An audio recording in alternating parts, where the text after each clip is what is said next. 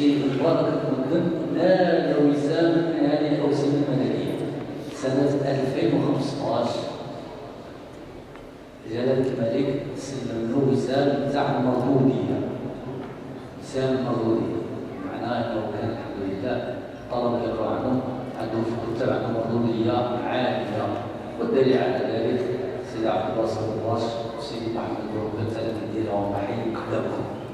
يعني ما شاء الله هذا النتاج ديال هؤلاء الحفظة المحفظين والمحدثين صلى الله تعالى ان يكون ذلك في عمره وان يجعل ذلك في ميزان حسناته. اذا الشهاده التقديريه الاولى استلمها له احد المهتمين بالقران الكريم، واحد اللي هو وسيله الى ثابت عبد اللطيف يجيبوا الاخ ديالو تفضل استاذ الفاضل سي عبد اللطيف ثابت، تفضل سلموه الشهاده التقديريه. انا كنتوقع يكتب لي هو كذا، ولكن كنقول انا اذا انا كنعرفوا راه كيف خديجه بنت خويلد، الله المستعان. على كل حال ذريه بعضها من بعض.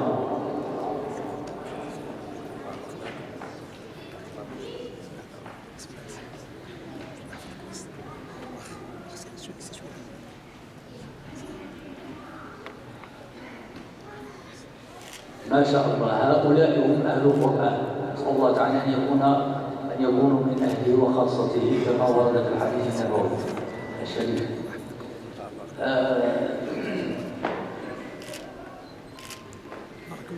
كذلك عندنا الهدية الرمزية يقدمها له الدكتور ديالنا الأستاذ الفاضل المشرف على هذا المسجد المبارك، واللي كيتحمل الاعباء تاع التسيير تاع التدبير، واللي الحمد لله كان السبب في هذه الامسيه المباركه. الدكتور ديالنا استاذنا سيدي محمد الخشابي فليتفضل مشكورا ويقدم له هذه الهديه الرمزيه. بارك الله فيك.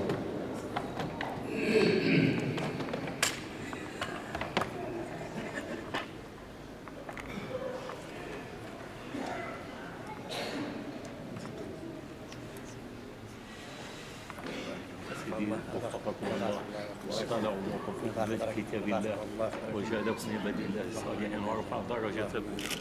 الله يكرمك. باش يكون المدرب ولا المحفظ ديال القران الكريم يسهر على الوليد ديالو ويحفظوا منذ صغره حتى ياخذ القران ويحفظه كله، شيء اللي يمكنش انكم تصوروا الفائده ديالو العظمه ديالو، ومن الفائده ديالو العظمه ديالو هذا المسؤولية والله.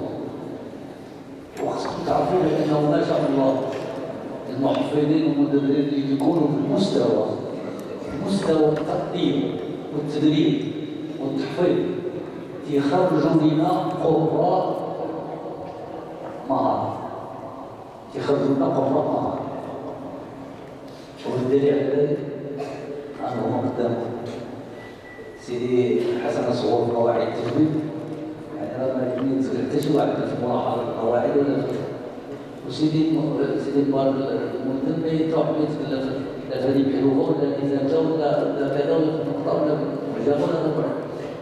فلذلك خرجوا البر ما شاء الله، اللهم هذا واحد منهم هذا ومنهم من كان أصبح عالما ومن أصبح مدرسا ومنهم من أخذ المشعل تاع التدريب وتاع التدريس. ويكفينا فخرا أيها الأخوة الكرام أن الوليد ديالك شوف ما كيحتاجش دولة أخرى، ما كاينش دولة أخرى. في رمضان وفي ليلة القدر يؤتى بحافظ لكتاب الله لا يتجاوز 13 سنة. وجلالة الملك مولانا المؤمنين جالس في الأرض عن إحدى المحراب، ويجيب الوليد عنده 13 سنة ويطلع من المنبر ويقرأ ما تيسر على مولانا وعلى جميع الحاضرين. ما تيسر من كتاب الله. كاين شي دولة أخرى لا مشروع أبدا، فضلا عن الجوائز وغالي كذا والسماء، فهذا كله بفضل القرآن الكريم. فهذا القرآن الكريم إذا تمسكنا به كما قال سيدي حسن وعملنا به كما سمعتم في الحديث، فيؤتى بأهل القرآن وبأهله الذين كانوا يعملون به في الدنيا. هذا هو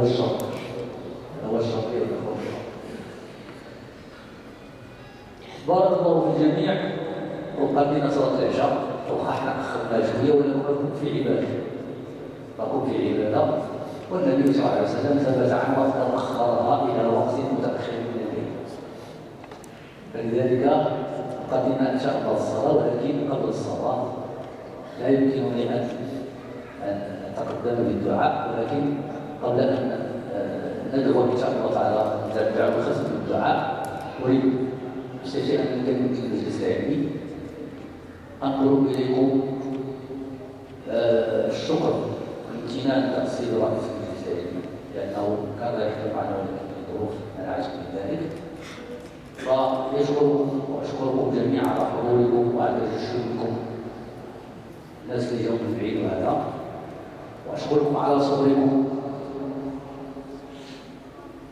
استماعكم لكتاب الله سبحانه وتعالى وأشكر الجمعية المشرفة على التفسير ديالو والتدبير ديالو وعلى تقديمنا هذه الأمسية وإن شاء الله تعالى ستعيدنا بأمسية أخرى خلال شهر رمضان بإذن الله تعالى هذا شيء غالبا أن ورقة الاختصاص تسجيل المساجد وإن شاء الله تعالى عملوا معنا الوقت طويل باش نسمعوا لأكثر القراءات بإذن الله تعالى.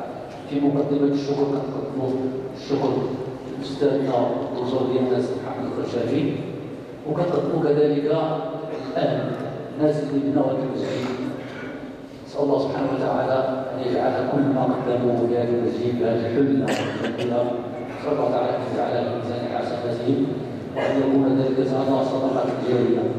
النبي صلى الله عليه وسلم يقول من بنى بيتا مسجدا بنى الله له بيتا في الجنة. نسأل الله تعالى نسأل الله تعالى أن يبني لهم بيوتا ومنازل في الجنة عالية إن شاء الله تعالى وأن يشفي مرضاهم وأن يرحم موتاهم. وأشكر كذلك الإخوة الكرام الغرباء نسأل الله تعالى أن يحفظهم وأن يحفظ أجيبهم وذهابهم ويحفظهم في الذهاب والإياب ويبارك في القرآن الكريم واجعله إن شاء الله تعالى نورا يهدي إلى صراط المستقيم ويكون شفيعا لهم غدا يوم القيامة ويدخلهم جنات النعيم.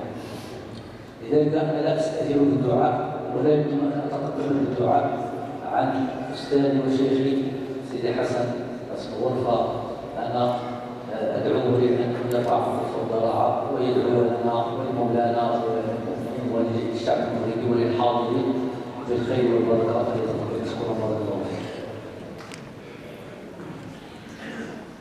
الحمد لله نحمده ونستعينه ونستغفره ونصلي ونسلم على سيدنا رسول الله صلى الله عليه وعلى آله. اللهم اهدنا فيمن هديت وعافنا فيمن عافيت وتولنا فيمن توليت وبارك لنا فيما أعطيت وقنا واصرف عنا شر ما قضيت إنك تقضي ولا يقضى عليك إنه لا يذل من واليت ولا يعز من عاديت تبارك ربنا وتعاليت. اللهم إنا نعوذ برضاك من سخطك وبمعافاتك من عقوبتك وبك منك لا نحصي ثناء عليك أنت كما أثنيت على نفسك. نستغفرك ونتوب إليك اللهم اهدنا ويسر أمورنا وبارك لنا في أرزاقنا وبارك لنا في إخواننا ويسر أمرهم وبارك فيهم وفي عائلاتهم وفي أبنائهم يا رب العالمين. اللهم اهدنا ويسر أمورنا وبارك في أرزاقنا وفقنا اللهم لما تحبه وترضاه آمين. اللهم لك الحمد ولك الشكر على هذا اللقاء. اللهم لك الحمد على هذا المجلس في بيت من بيوتك يا رب العالمين. اللهم وفقنا لما تحبه وترضاه آمين. اللهم هذه القلوب نسألك يا رب أن تنقلها من خير إلى خير. اللهم يا رب نسألك يا أكرم الأكرمين أن تهيئ لنا من أمرنا رشدا وتيسر لنا يا رب حياتنا يا رب العالمين. إنك على كل شيء قدير.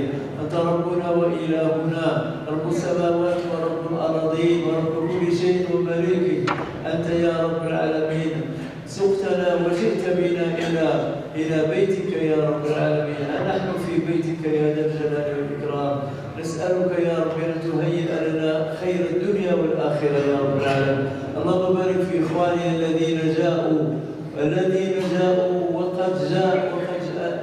عقولهم وقلوبهم مشرئبة بكتاب الله ومشرئبة كذلك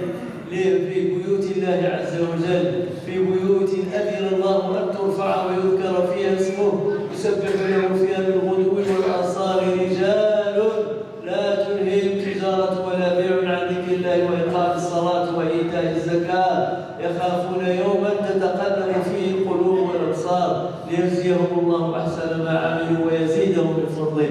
اللهم زدنا وزد إخواننا وأخواتنا من فضلك يا رب العالمين. نحن عبادك أبناء عبادك أبناء إيمانك نواصينا بيدك، ها نحن في بيتك يا رب العالمين. اللهم اصلح أمورنا واصلح أزواجنا واصلح بناتنا وإخواننا وأخوان إخواننا. اللهم يسر أمرهم يا رب العالمين. اللهم نسألك أن تتقبل منهم خطواتهم إلى هذا البيت وإلى بيوت الله عز وجل. اللهم اصلح أمورنا واصلح أمور أبنائنا يا رب العالمين. اللهم وفقنا لما تحبه وترضاه، آمين. اللهم يا رب من كان سببا في هذا اللقاء فيسر أمره يا رب العالمين. اللهم بارك فيهم وبارك في أعمالهم وأرزاقهم. اللهم يسر أمرهم يا رب العالمين. اللهم احفظنا وإياهم من كل شر يا رب العالمين. واحفظ بلدنا يا أرحم الراحمين. اللهم احفظ بلدنا يا ذا الجلال والإكرام، بلد القرآن، بلد الخيرات، بلد التواؤم التي يكون بين إخواننا يا رب العالمين. اللهم اصلح أمورنا يا رب. اللهم اصلح أسرنا يا ذا الجلال والإكرام. اللهم وفق أبناءنا في دراستهم يا رب العالمين. اللهم سهل عليهم كل شيء يا رب وكل عسير يا ذا الجلال والإكرام، إنك على كل شيء قدير بالإجابة جدير. اللهم اجعل أعمالنا خالصا لوجه الله الكريم، وتقبل من إخواني الذين سهروا على هذا اللقاء. اللهم وفقهم ويسر لهم أمرهم يا رب العالمين. اللهم اجعل أعمالنا خالصة لوجهك الكريم، لا نريد بها غيرك يا ذا الجلال والإكرام. أنت تحب أن تكون الأعمال لك وحدك يا ذا الجلال والإكرام. نسألك التوفيق والتيسير. طهر قلوبنا اللهم يا رب، يسر أمورنا اللهم يا رب، أدب أحوالنا اللهم يا رب. نسألك أسرنا في هذا البلد الكريم المبارك أن تجمع كلمتهم وتوحد صفوفهم يا رب العالمين.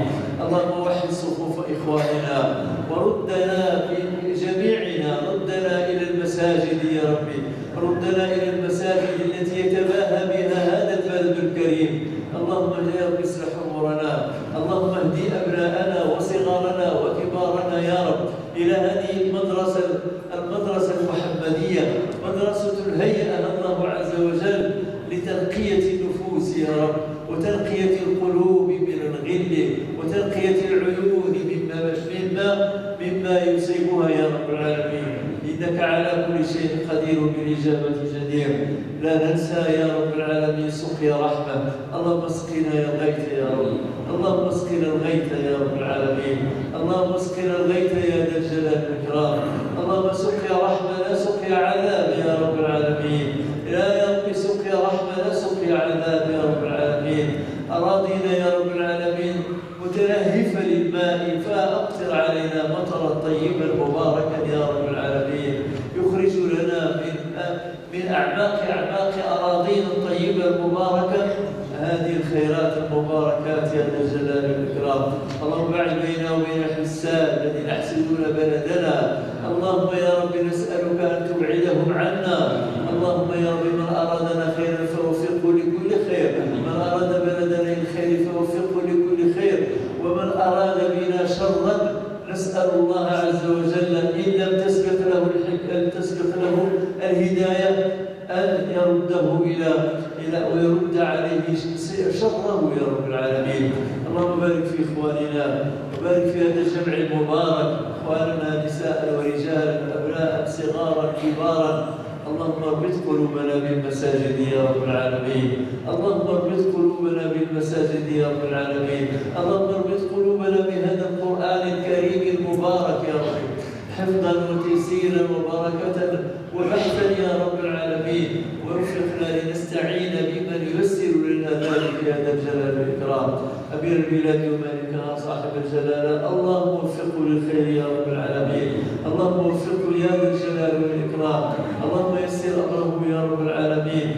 اللهم يا رب يسر له كل شيء يا ذا الجلال والإكرام، إنك على كل شيء قدير بالإجابة جدير. وبارك له يا رب العالمين في ولي العهد، وبارك له يا رب العالمين في كل من أراد الخير لهذا البلد. يا رب العالمين، يسر أمره ويسر أسرته. اللهم يا رب العالمين بارك له في هذا الشعب يا رب العالمين. اللهم نسألك أن ترد عنا كل شر، اللهم رد عنا كل شر، واحفظ بلدنا يا رب من كل من أراد أن يصيبها بشر يا ذا الجلال والإكرام، إنك على كل شيء قدير. نسأل الله العليم الحكيم لمن وقف على هذا اللقاء المبارك وهذه الوجوه الطيبة المباركة التي لها علاقة بسجدات يسجدون في هذا المسجد وفي غيره. اللهم يسرهم بالخير يا رب العالمين، ويسرهم يا ذا الجلال والإكرام، وفقهم يا رب العالمين. اللهم اجعل أعمالنا خالصة لوجه الله الكريم، لا نريد فيها رياء، ولا نريد فيها لا أن يرانا أحد، ولا أن يشكرنا أحد، ولا أن يدفعنا أحد بما نريد فقط أنت يا رب، أن تيسر لنا أمرنا، إنك على كل شيء قدير. واجعلنا إخواننا يا رب، ووفقهم لكل خير يا رب. اللهم احفظهم يا رب عن كل شر، واحفظ إخواننا في كل بلاد المسلمين يا رب العالمين لما تحبه وترضاه. آمين. إنك على كل شيء قدير وبالإجابة جدير يا رب العالمين. اللهم اجعل أعمالنا خالصة لوجه الله الكريم، لا تقبل إلا الخالص، لا تريد رياء ولا تريد يا رب العالمين من يسير على مهرجة ولا شيء من هذا، نريد فقط إخلاصا يا رب العالمين ترفع به قيمتنا وقيمة إخواننا يا رب، ونلتقي في الجنة هكذا يا رب العالمين. ويتساءل الناس عن هذه الأيام المباركة. نسأل الله سبحانه وتعالى التوفيق والتيسير. نسأل الله عز وجل أن يدخل علينا شهر رمضان، شهر الخيرات، شهر البركات، شهر القرآن يا رب العالمين. نسألك يا رب أن تأوي إليه النفوس. اللهم نسألك الإيواء إلى المساجد في هذه الأيام المباركة إن شاء الله، ونقضيها في أحسن حال وعلى ما يريد الله عز وجل، إنك على كل شيء قدير وبالإجابة جدير يا رب. وارحمنا وارحم والدينا وارحم من علمنا وارحم من له الحق علينا يا رب العالمين، إنك على كل شيء قدير وبالإجابة جدير. وبارك الله في إخواننا القائمين على هذا الأمر، ونسأل الله سبحانه وتعالى أن يوفقهم. اللهم وفقهم ويسر أمرهم العلن، ومن لم يحضر نسأل الله تعالى أن يوفقه ويسر أمره، إنك على كل شيء قدير وبالإجابة جدير. وصلى الله وسلم وبارك على نبينا وآله وصحبه وسلم تسليما. سبحان ربك رب العزة عما يصفون، وسلام على المرسلين، الحمد لله رب العالمين.